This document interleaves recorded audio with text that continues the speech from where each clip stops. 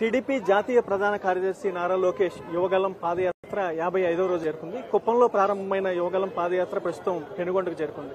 ఇక్కడ ఆయన ఈరోజు 700 కిలోమీటర్ల మైల్ రైన్ చేరుకున్నారు. అంతకంటే పెద్ద విషయం ఏంటంటే 25,000 మందికి డైరెక్ట్ ఎంప్లాయ్మెంట్ ఇచ్చిన కియా కార్ ఫ్యాక్టరీ దగ్గర ఆయన 700 కిలోమీటర్ల మైల్ రైన్ చేరుకోవడం ఒక విశేషం. ప్రస్తుతం లోకేష్ మనతో ఉన్నారు, ఆయనతో మాట్లాడదాం. హాయ్ అండి. ఇప్పుడు మాకు కావాల్సింది ఏంటంటే పాదయాత్రకి ముందున్న లోకేష్ కి పాదయాత్ర చేస్తున్న లోకేష్ కి తేడా ఏంటి? అంటే ప్రధానంగా మేమందరం లాస్ట్ కేబినెట్ లో ఉన్నప్పుడు అనేక నిర్ణయాలు తీసుకున్నాం. ఆ నిర్ణయాలు ఇప్పుడు గ్రామాలకు వచ్చేగల ఫీల్డ్కి వచ్చేగల ఎలా అమలు అవుతున్నాయి ఇవన్నీ తెలిసిన ఒక అవకాశం వచ్చింది. దాంట్లో భాగంగా మేము తీసుకున్న నిర్ణయాల వల్ల ప్రజలు ఎలా అనుభవించారు, ఎలా పైకి వచ్చారు ఇవన్నీ తెలుసుకోవడం కూడా జరిగింది. అంతేకాకుండా కొన్ని నిర్ణయాల వల్ల అది ఫీల్డ్కి వచ్చేగల రియాలిటీకి కొంత దూరంగా ఉన్నాయని కూడా మేము తెలుసుకోవడం జరిగింది. దానికి ఒక ఉదాహరణ, మేము రజక సోదరులకు మేము వాషింగ్ మెషిన్ ఇచ్చాం. ఆ వాషింగ్ మెషిన్ ఇచ్చినప్పుడు ఎవరు వాడలా. కారణం ఏంటంటే అది వాడుతూ మొదలుపెట్టింది, అది బిల్ ఎక్కువ కరెంటు బిల్ వస్తూ మొదలైంది. ఇట్లా కాదు, మన వాషింగ్ మెషిన్తో పాటు రజక సోదరులకి ప్రత్యేకంగా 500 యూనిట్లు ఉచితంగా ఇస్తేనే వాళ్ళు పేదరికం నుంచి బయటకు వచ్చేదానికి అవకాశం ఉంటుందని ఇప్పుడు తెలుసుకున్నాం. సో ఇట్లా పాలసీస్ చేస్తాం ఒకటి, ఆ పాలసీస్ ఫీల్డ్ రియాలిటీ ఎలా ఉందో ఇప్పుడు తెలిసిన మంచి అవకాశం వచ్చింది.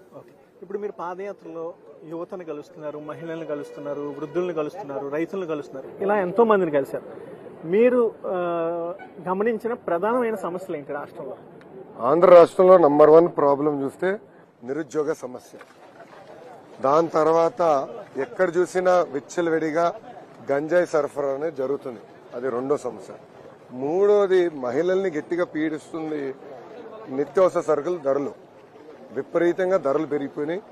ఈ ప్రభుత్వం బాగా ఈ పన్నుల భారం వేసేగల ప్రజలు కూడా బాగా ఇబ్బంది పడుతున్నారు. ఈ 55 రోజుల పాదయాత్రలో మీ మనస్సుని బాగా కదిలించిన సంఘటనలు ఏంటి? అంటే ప్రధానంగా నాకు 2 సంఘటనలు ఉన్నాయి. ఒకటి మన సత్యవేడు నియోజకవర్గంలో నేను పాదయాత్ర చేస్తుంటే చివరి 200 మీటర్లో ఒక తల్లి కూర్చుని బోండాలు తయారు చేస్తుంది. అందరు వెళ్ళి కూర్చుని, అమ్మ ఏంటమ్మా మీరు రేపు ప్రభుత్వం అధికారంలోకి వచ్చిన తర్వాత మీరు ఏం ఆశిస్తున్నారు అని అడిగా. అప్పుడు ఒక మాట చెప్పిందామా, 30 సంవత్సరాలుగా నేను ఇక్కడ బోండాలు అమ్ముతున్నాను, ఆ బోండాలు అమ్మి ప్రతి రూపాయి జాగ్రత్త పెట్టుకుని మా పిల్లల్ని నేను చదివించాను. ఇప్పుడు వాళ్ళు చదువుకున్నారు, ఉద్యోగం వచ్చే టైంకి ఉద్యోగాలు లేని పరిస్థితి ఆంధ్ర రాష్ట్రంలో వచ్చింది. ఇది పోవాలి, మీరు అధికారంలోకి వచ్చిన తర్వాత నాకేం చేయాల్సిన అవసరం లేదు, మా పిల్లలకి ఉద్యోగం కల్పించండి అని చాలా స్పష్టంగా తల్లి నాకు చెప్పింది. అది ఒకటి. రెండోది, పలమనేరులో మిస్బా అని ఒక 10వ తరగతి చెల్లి బాగా చదువుకుంటుంది, అన్నిట్లో నంబర్ 1 స్కూల్ టాపర్. ఆమె టాపరు వైకాపా కూతురు 2nd ర్యాంక్ వస్తుందని ఏకంగా ఆమెకి టీసీ ఇచ్చి పంపించేశారు.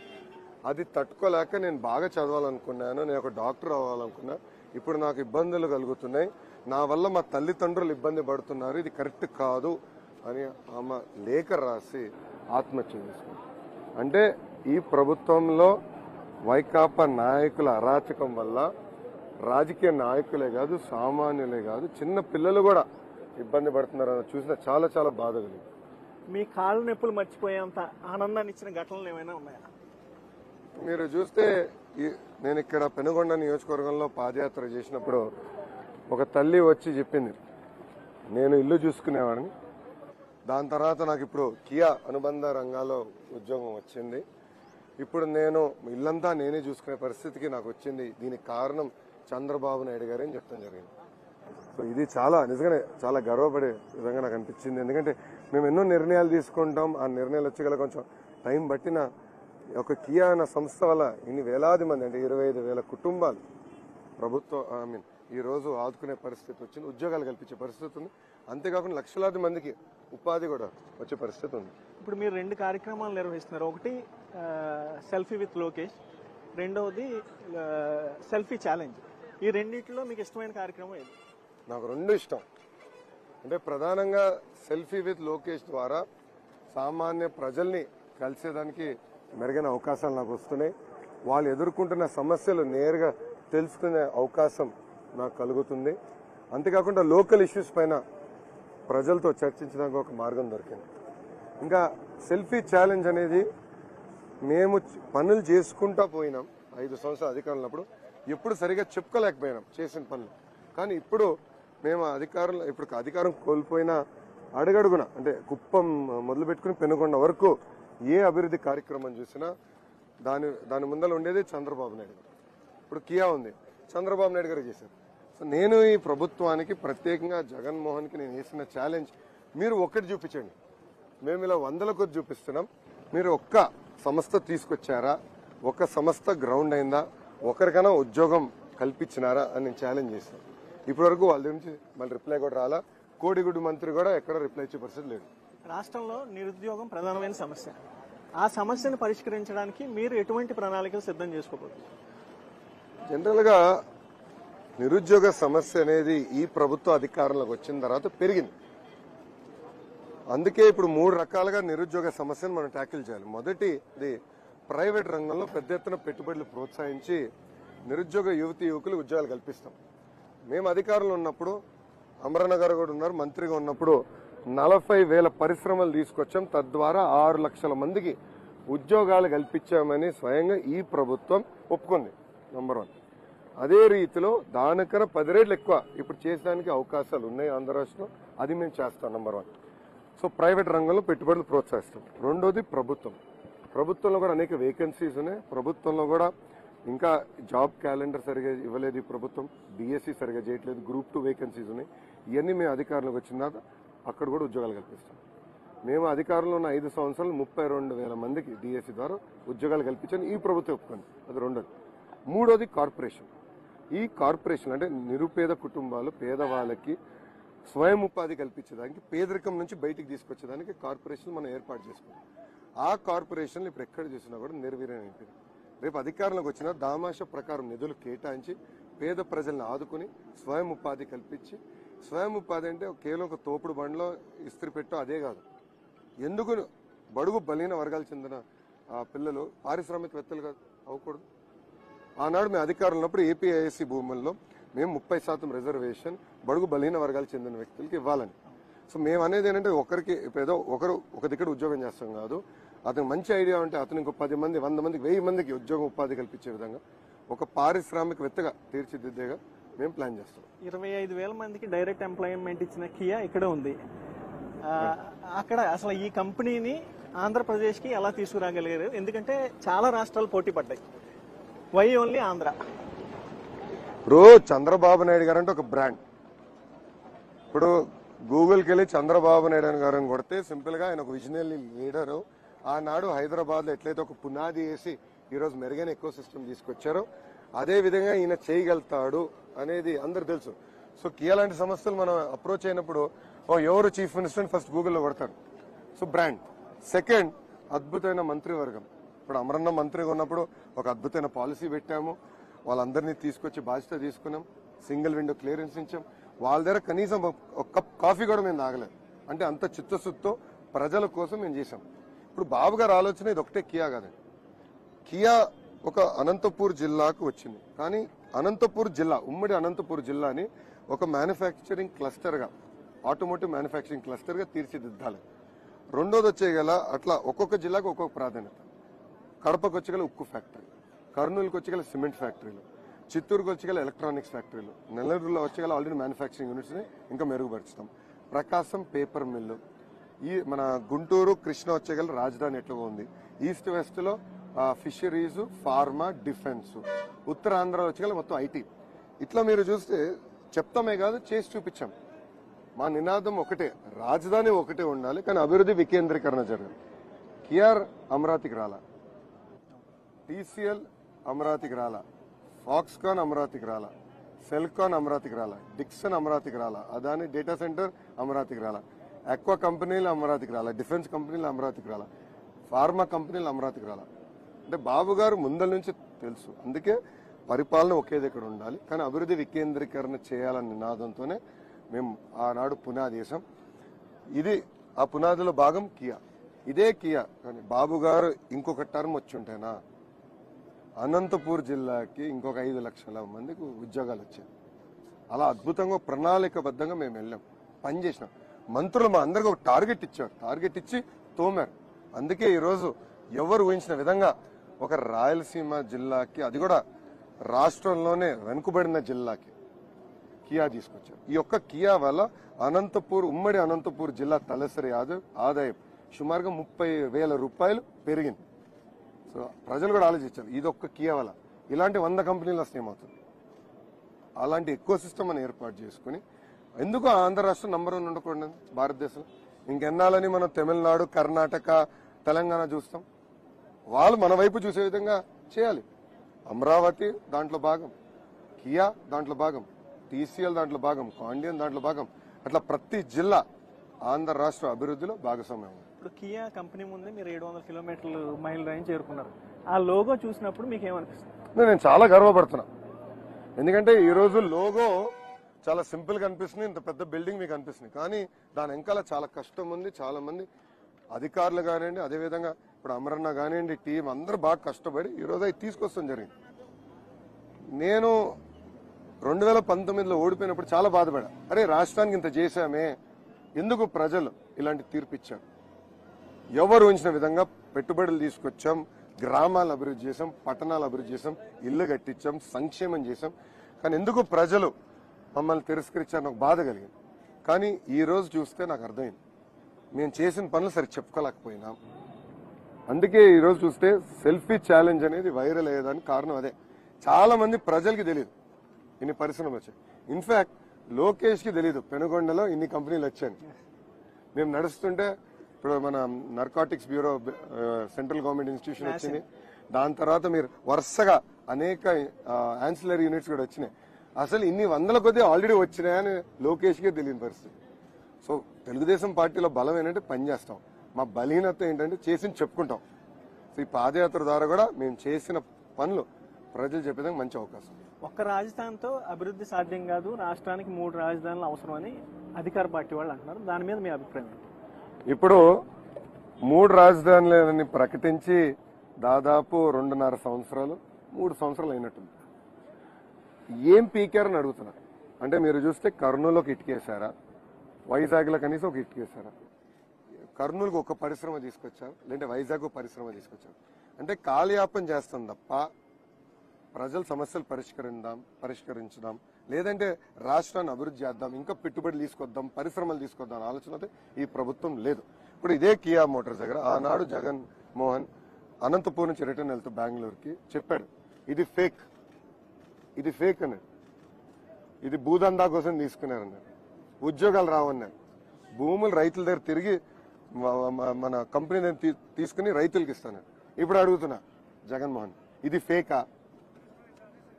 కియా మోటార్స్ మీకు ఫేక్ గా కనపడుతుందా? 25,000 మంది పనిచేస్తాం ఫేకా? ఇన్ని వందల యాన్సిలరీ యూనిట్స్ వస్తాం ఫేకా? లక్షల మందికి ఉపాధి ఉద్యోగాలు కల్పిస్తాం ఫేక్ అని సూటిగా ప్రశ్నిస్తున్నా. తొందరలోనే ఆ వీడియో కూడా నేను బయట పెడతాను, ఈరోజు సాయంత్రం వీడియో బయట పెడతాను. ఎందుకంటే ప్రజలు తెలుసుకోవాలి. అంటే అబద్ధం తీయగా ఉంటుంది, నిజం కొంచెం చేదుగా ఉంటుంది.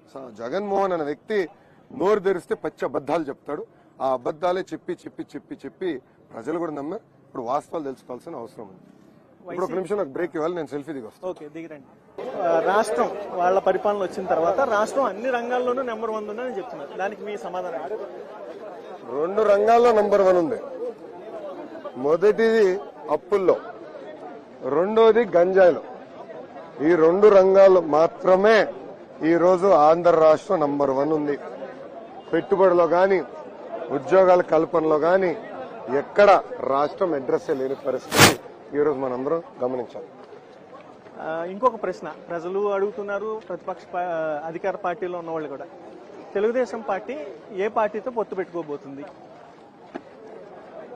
పొత్తులు కన్నా ముందల మనం ప్రజలతో మమేకం అవ్వాలి, ప్రజల దగ్గర అవ్వాలి, ప్రజల సమస్యలు తెలుసుకోవాలి, ప్రజల సమస్యల పైన రాజకీయ పార్టీలు పోరాడాలి. సో మొదటిగా మా పొత్తు ప్రజలతో ఉంటుంది. మేము ప్రజల కోసం, ప్రజల సంక్షేమం కోసం, ప్రజల అభివృద్ధి కోసం పెట్టిన పార్టీ తెలుగుదేశం పార్టీ.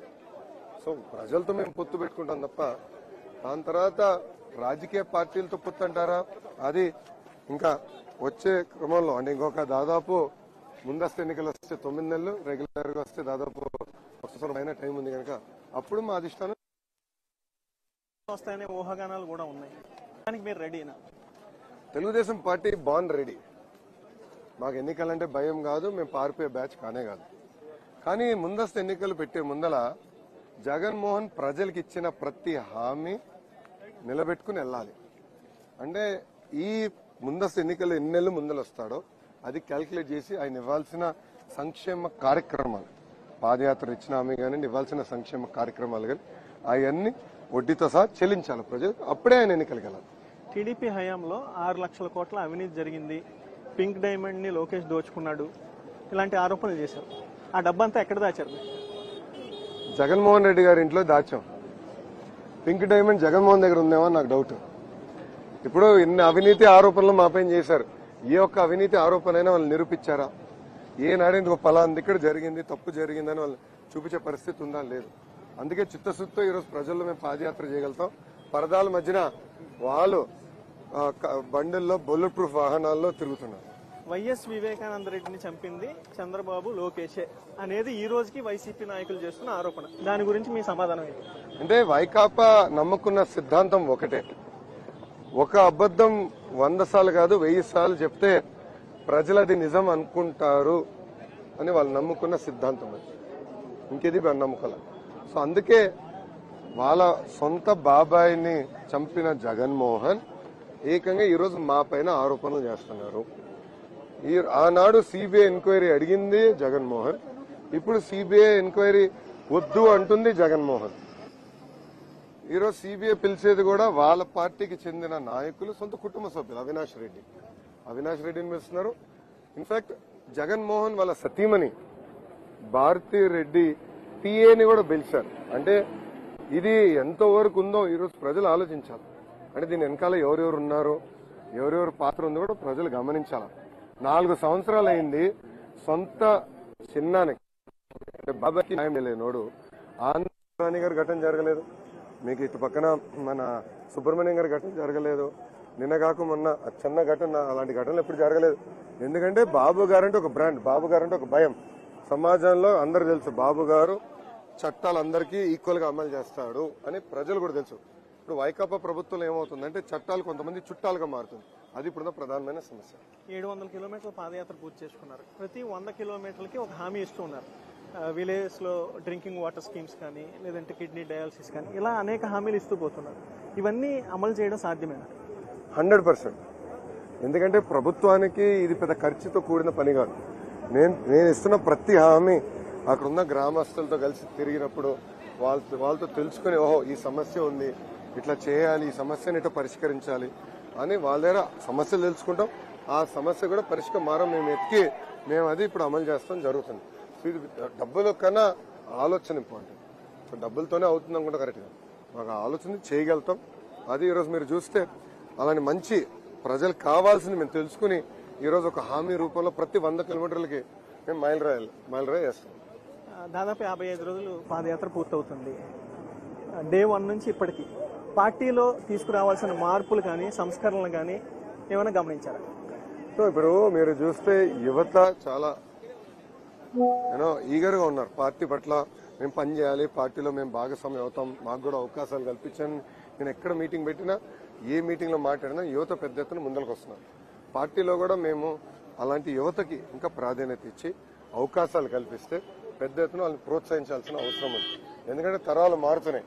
మారినప్పుడు ఆటోమేటిక్ గా యువ నాయకత్వం, యువ రక్తం పార్టీలో కూడా పారాల్సిన అవసరం చాలా చాలా ఉంది. ఫైనల్ క్వశ్చన్, లోకేష్ కి పాదయాత్ర చేసే అర్హత ఏముంది, అతను ఏం చేశాడు రాష్ట్రానికి అని వైసీపీ నాయకులు మీరు డే 1 పాదయాత్ర ప్రారంభించక ముందు నుంచే ఆరోపిస్తున్నారు. ఇప్పటికే అదే ఆరోపణ చేస్తున్నారు. మీరు ఏం సాధించారని పాదయాత్ర చేస్తున్నారు? గత 4 సంవత్సరాలుగా వాళ్ళు చేసిన అభివృద్ధి కార్యక్రమాల కన్నా ఈ యొక్క లోకేష్ పంచాయతీరాజ్ గ్రామీణాభివృద్ధి శాఖ మంత్రిగా ఉన్నప్పుడు నేను చేసింది ఎక్కువ. నేను ఛాలెంజ్ చేస్తున్నా. 25,000 కిలోమీటర్లు సీసీ రోడ్లు వేసాం, భవనాలు కట్టాం, డ్రైన్లు కట్టాం, పాడి రైతులకి పశుగ్రాసం పెంచేది ఉపాధి హామీతో అనుసంధానం చేసి ఆదుకున్నాం. హార్టికల్చర్ రైతులు కూడా ఉపాధి హామీతో అనుసంధానం చేసి వాళ్ళని కూడా మేము ఆదుకున్నాం. ఇట్లా 100ల కొద్ది కార్యక్రమాలు మేము చేస్తాం జరిగింది. ముందు కూడా చేస్తాం.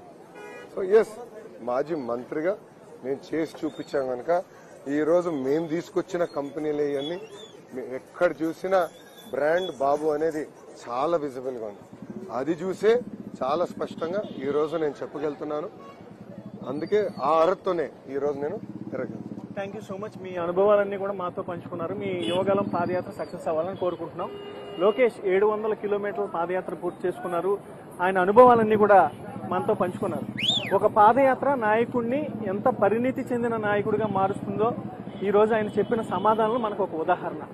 యువగలం పాదయాత్ర నుంచి కెమెరామ్యాన్ సూర్యతో చైతన్య.